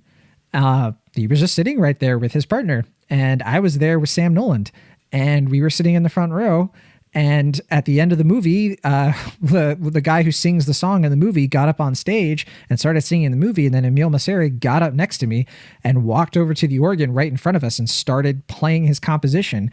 And it's just like, man, that's the movies. I miss the movies so much. Like, you just can't get experiences like that in our like living rooms, you know? And I'm sorry, I'm getting a little emotional here. Like, I miss going to the movies, and it's so weird that we're talking about the Oscars right now. And like, what, the vast majority of these films we didn't even see in the movie theater. And it's just, I hate it.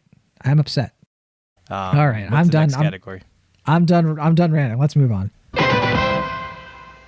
Adapted screenplay. Of the nominees, we have Borat's subsequent movie film, The Father, Nomadland, One Night in Miami, and The White Tiger. Will Ashton, which one did you pick, and why isn't it The Father? I think I'm going to give it to One Night in Miami, just because when I think back on the screenplay for that, even though I didn't like absolutely love that film, I think that's a really sharp screenplay, and I think that's able to develop all the characters in a way that's really outstanding, while also having some sparkly dialogue that bounces off one another in a very entertaining but also informative way.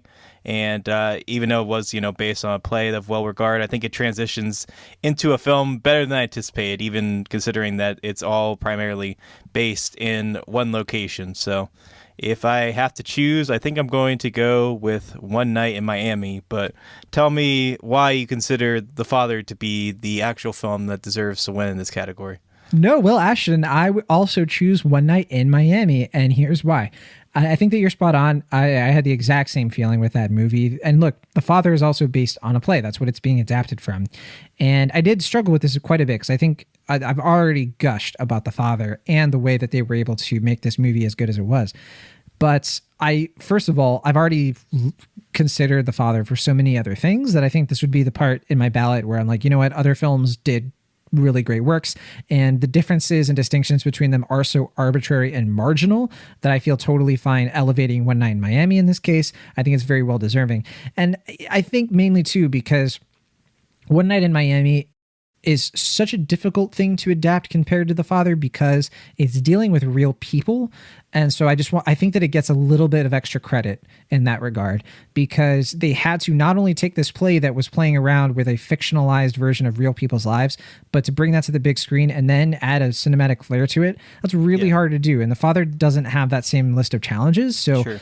I think that One Night in Miami gets it. And I also think that it's really hard to adapt a play like this and pull off making it more cinematic and more like locations, because we were touching upon it earlier. The Father is really only one or two locations that get switched around in the look and design of it.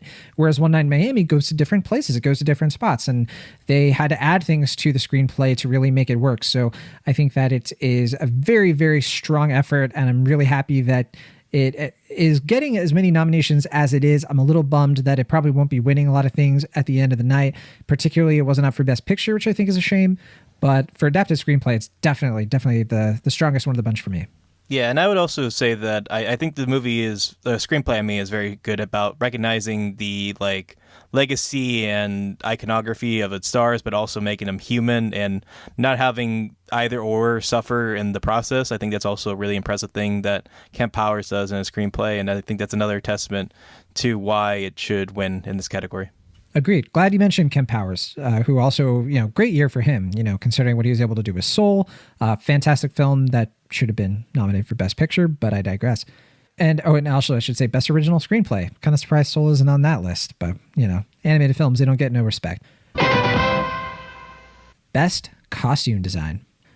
Of the nominees, we have Emma, Ma Rainey's Black Bottom, Mank, Mulan, and Pinocchio. Will Ashton, what do you pick for costume design? I'm going to go on a limb and wonder if it's Pinocchio again, but who knows? Let's see what happens. I do like the costumes in Pinocchio. I don't know if I'd give it an Oscar per se, and this is another one where I feel bad because it's like I'm kind of tired of like the showiest costumes getting the win, but at the same time, I just think the costumes in Emma are really good.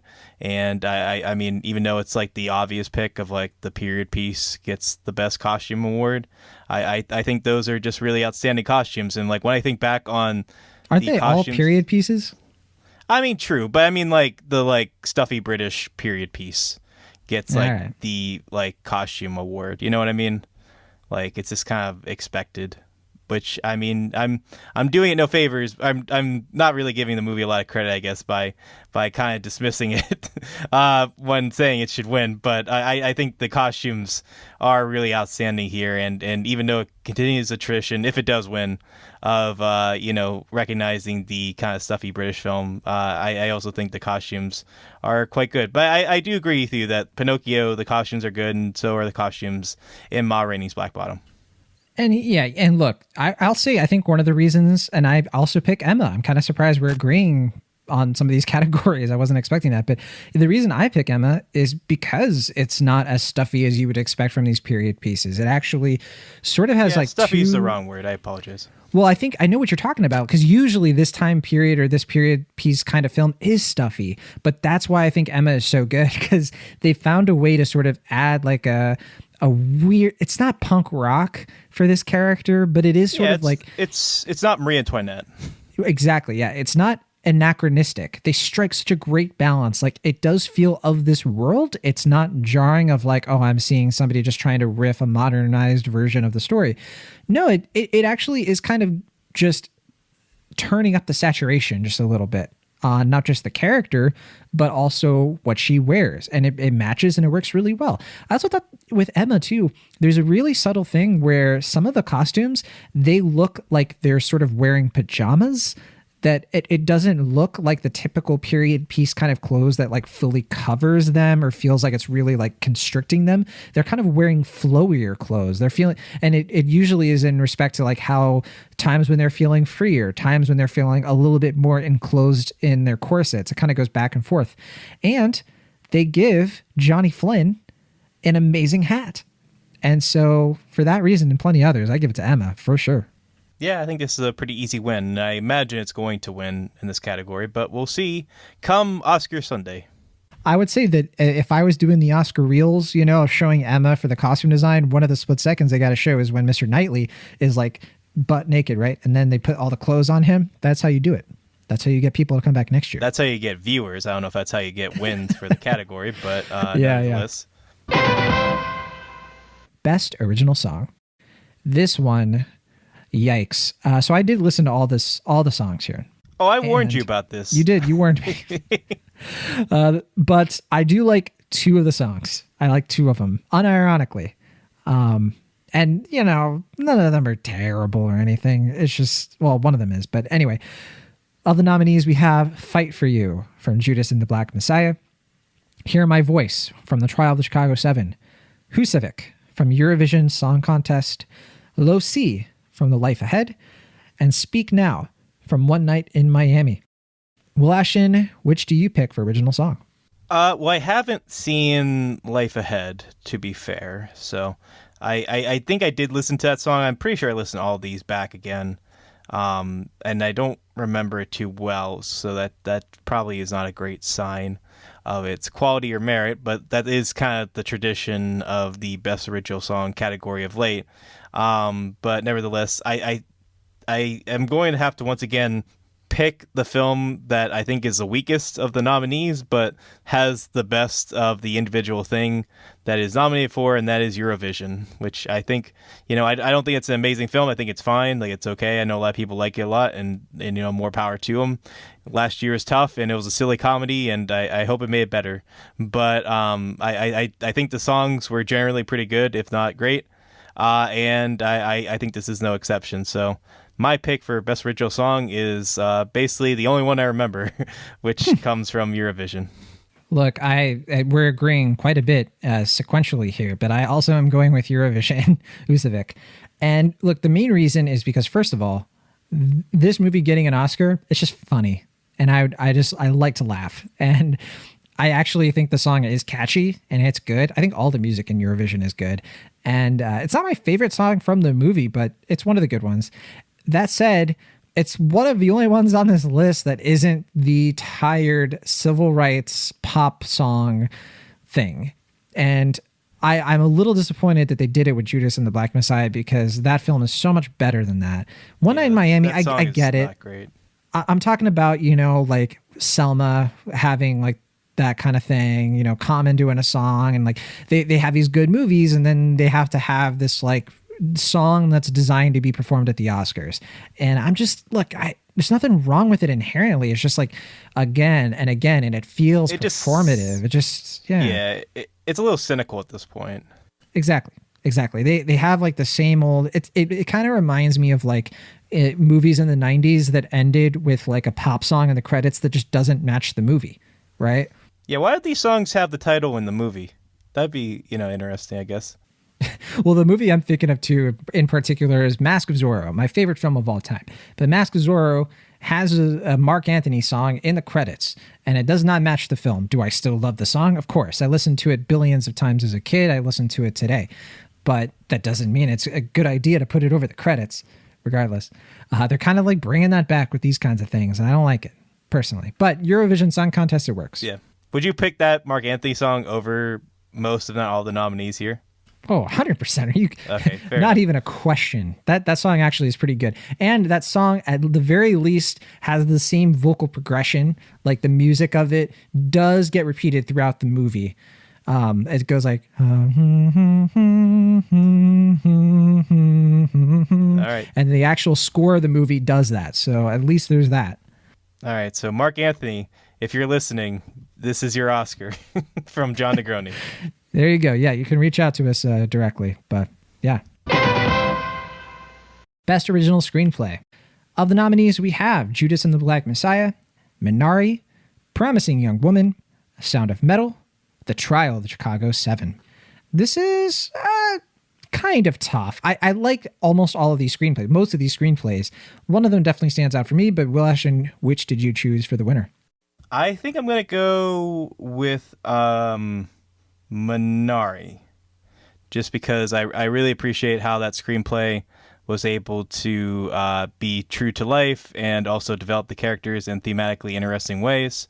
I don't love the way they resolve it with the climax, which is one reason why I was a little hesitant to pick that one. But at the same time, I feel like I've kind of given Judas and the Black Messiah and Sound of Metal a lot, and I don't think Trial of Chicago 7 really needs an Oscar.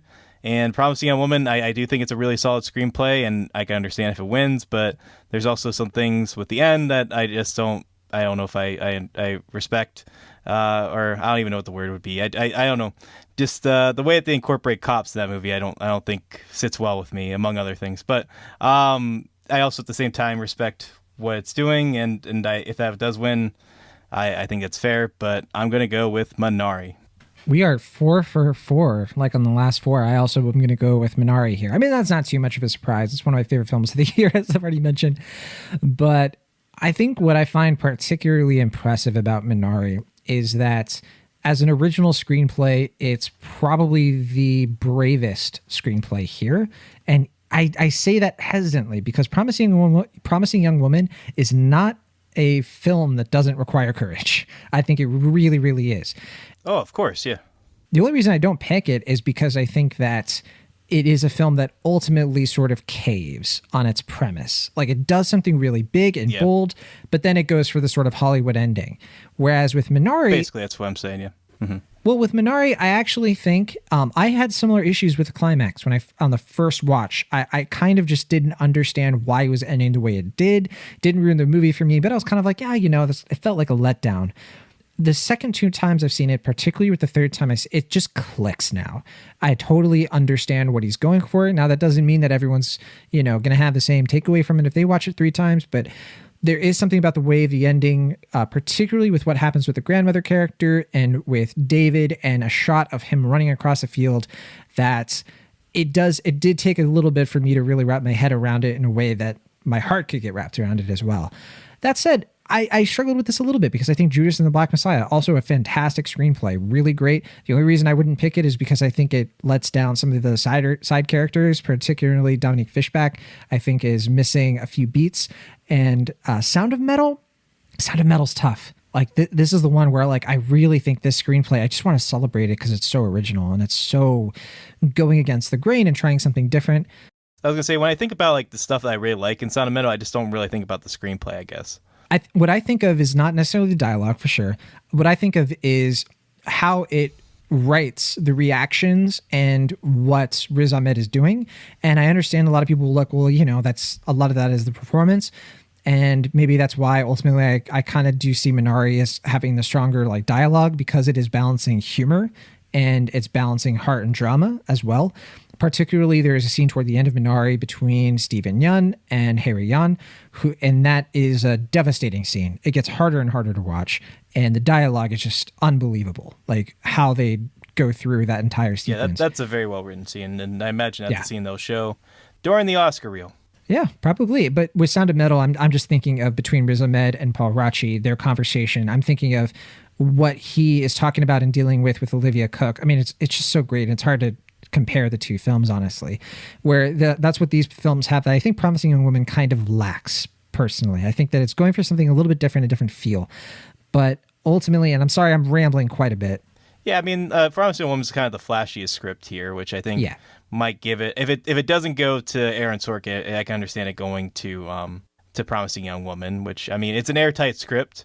And I think it's exactly the movie that the filmmaker wanted to make. And like you said, it's bold and provocative and it inspires conversation, and that shouldn't be taken against it. But at the same time, I think it kind of caves in some scenes towards the end that just doesn't really sit well with me ultimately. I agree. And I think it and Trial of Chicago 7 actually share something that kind of detracts a little bit for me, and that is how on the nose the dialogue is. It works, and it helps those movies be as good as they are.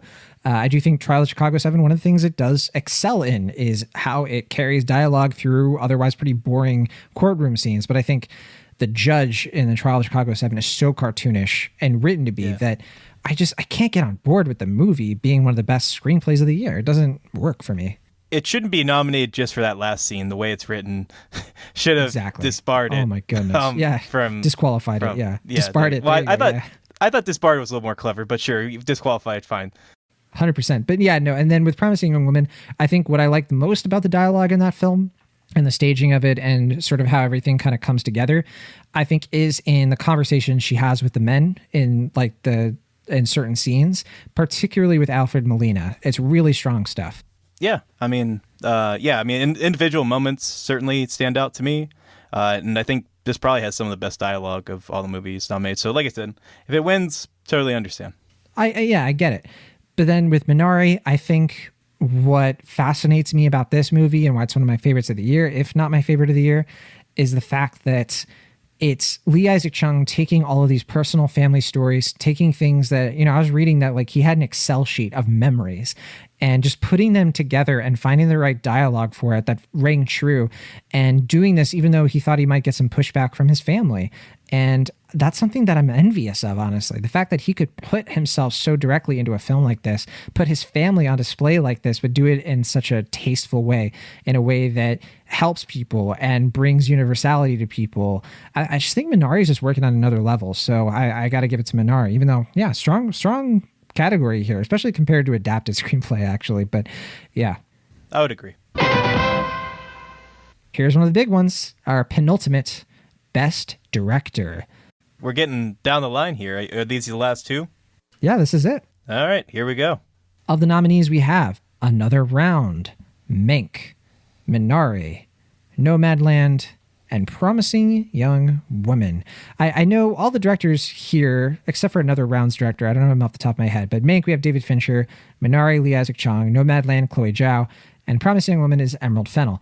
Another Round, I'd have to look it up. I don't remember his name. All right, fair enough. But who do you pick, Will Ashton? Who do I pick? I'm going to pick the boring option that film Twitter doesn't like, which is Chloe Zhao, because I think what she's able to communicate here as a director is pretty outstanding. I understand people have criticisms with the approach to film in terms of its screenplay and not developing certain aspects of it. That's totally valid. I'm not trying to take anyone's criticisms away, and I understand this is probably a film that we're not going to be discussing much in a year's time. But looking at the nominees, I just think what she's able to communicate in terms of her visual aesthetics and incorporating this world in a way that feels very fleshed out and fully realized, but also at the same time balancing actors who are both professional and unprofessional and having a very specific point of view that is at the ground level and it feels authentic. I just think that's a credit to her as a director, and I think it's a pretty easy pick for me. She is my best director pick for this year's Oscars. All right. And, I really hope she wins. Just because it would be fantastic for not just a woman to win this award, but also a woman of color, an Asian woman, in a year where, Asian people in America have, and around the world, have just been treated so unfairly and just been shat upon in so many respects. It would be really killer, really great to see someone being celebrated for such a perennial work here. Just my personal opinion, we're removed a little bit from, the actual quality of the film, although I do think it's a good film as well. But yeah. And I looked it up, but it's Tomas Vinterberg is the director of Another Round. Oh, yeah. Definitely wanted to bring him, some attention, of course. Yeah, good director. I would say the direction is some of the strongest aspects of it outside of the lead performance from Mad Mikkelsen, which is quite good. All right. Yeah, but for me, I did consider Nomadland for all the reasons that you said and the fact that I think it would be really fantastic for a woman of color to win here. But I have to give it to Minari, another film directed by someone who is Asian, but an Asian man. And I've talked about Minari a lot. It's clearly my movie of the Oscar season. If there's a connection here, it's Minari and The Father for sure. Yeah, I don't know. That's a weird thing. Is that like Sound of Metal, Minari aren't movies that I liked more than some other films that were nominated, including Nomadland. But at the same time, I just think if we're just looking at individual merits, I just think they're pretty outstanding films. So that's where Oscars get a little weird for me. Absolutely. And yeah, I won't repeat much. I already talked a lot about what I really enjoyed about Lee Isaac Chung as a screenwriter with his original screenplay. A lot of that translates to his direction. I will add how such a great job he does with directing children in this, particularly Alan Kim and No Kate Cho. I wish that they were getting some attention here as well. Yeah, why was Alan Kim not nominated? That was a fantastic he got nominated for so many other things across the awards circuit, but unfortunately he wasn't here. That is a shame. That said, and also, going toe to toe with Ye Jung-yoon, one of the fantastic actors of, our lifetime, to be certain. He's just able to bring such terrific performances and guide the performances of so many strong actors here, particularly Steven Yeun. Yeah, I got to give it to Lee Isaac Chung. I think that he really, really hit it out of the park with Minari. So I guess you can kind of predict what my best picture is going to be, but we'll keep them guessing. I'm going to have to assume it's Mank. That'd be funny. It begins with the letter M. No, well. It's time for our final category of the evening, and this will, of course, be what everybody's waiting for on Oscars nights, but here you get it a little bit early. You get it from us, our picks for the winners, and, for whatever that's worth, which is probably not much. Here are the nominees for Best Picture. We have The Father, Judas and the Black Messiah, Mank, Minari, Nomadland, Promising Young Woman, Sound of Metal, and The Trial of the Chicago 7, all films that we have already discussed so far. So this isn't one of those years where there's a film randomly that didn't really get much else. So Will Ashton, did you see The Father? Would you be surprised if I did not? Only slightly. Oh, well. I apologize to anyone who has been playing the drinking game. You must be very dehydrated by this point, and I hope you get some water. Pause this podcast if you haven't had a glass of water. It comes recommended, even if you're not drinking. But if you are still here, I would say my pick for Best Picture is going to be boring, but what my heart decides, which is Nomadland, which is a film that I understand, like I said, the criticisms of it. I can understand why people are against it in certain respects. I don't understand some criticisms, but that's neither here nor there. In any case, I just think this film is very timely, very poignant, very simple, and I understand that traditionally movies that are centered around one character don't often win, but I think this movie has a very good chance in an unorthodox year of winning Best Picture because it is just a very affecting, very moving film, and I am certainly taken by it. So I'll go with Nomadland, but I will say I am looking forward to revisiting Sound of Metal and Minari at some point, hopefully soon. And I would not be surprised if my estimations of both films go up and I would pick it over Nomadland. But for now, Nomadland is my pick. I do think it's interesting because I'm picking Minari as everyone's going to expect here. But what's interesting is that we both picked films that, like, the first time we watched them was through a film festival. You saw Nomadland through Toronto. I saw it through Sundance. And hey, that kind of speaks to when you watch something for the first time in like a festival format, it can help a lot. Privileged. Yeah, that is a huge privilege. The fact too that I was able to see Minari on the big screen the first time, I'm incredibly, incredibly lucky that I got to do that. For you, the same thing with Mank. But, you know, it's tough because these films, a lot of them are neck and neck for me. Like The Father, Judas and the Black Messiah, Nomadland, Sound of Metal, like any of those movies, I like them a lot. I would really like be so fine with any of them winning. And I think it would be really hardcore if Promising Woman actually won. That'd be fantastic. Yeah, sure. Just seeing a film so audacious like that getting the win would be really cool. Yeah, I didn't think about it, but I would agree with that estimation. I don't think it stands a chance, but you know, I think Nomadland's the front runner. I think it stands a pretty good chance, but surprises could happen. I think Judas and the Black Messiah could pull an upset. I don't know about The Father. I mean, the only one, I guess, the Father and Mank are the only two I think are looking kind of dead in the water. But never underestimate Hollywood's love of a movie about movies. So maybe that's Mank's calling card to steal the win. I think with Mank, its biggest issue is that it didn't have a theatrical release and it's a Netflix thing. Or I should say, like, it didn't have like a normal theatrical release. I think that's kind of what's probably getting in its way. The Academy is still it has random issues with Netflix stuff. I mean, not to the fullest effect that it used to, but yeah. I think if any of these movies were disadvantaged by this year in terms of not having a full theatrical rollout, it is almost certainly Mank. Sure.